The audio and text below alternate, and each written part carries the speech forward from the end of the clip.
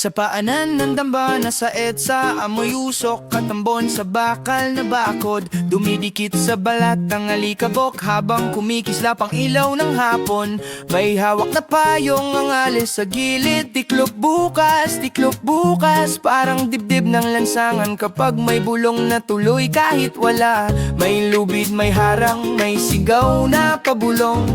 May sapatos na basa, may plakang kinupusot sa palad. May driver na nakasilip lang, makina'y umaatungal sa traffic. May tinderong nagbibilang ng sukli na parang walang naririnig, pero rinig ang yabag. Paunti-unti, padagdag ng padagdag sa petsang inuukit taon-taon sa pader ng alaala. Humihigpit ang hangin. Humihigpit ang hangin.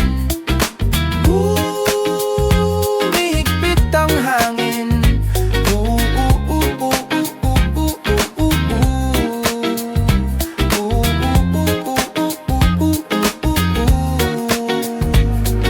Sa kanto, dumadami ang uniforme, radyo sa balikat, mata sa bawat kumpol ng tao. Parang uulan pero hindi pa bumabagsak, parang may darating na sabay-sabay mula sa iba't ibang daan. May usapan tungkol sa pagdinig sa malayong hukuman. May usapan tungkol sa dating nakaupo at dito sa atin mas ramdam ang paghinto ng jeep sa biglang pahinto.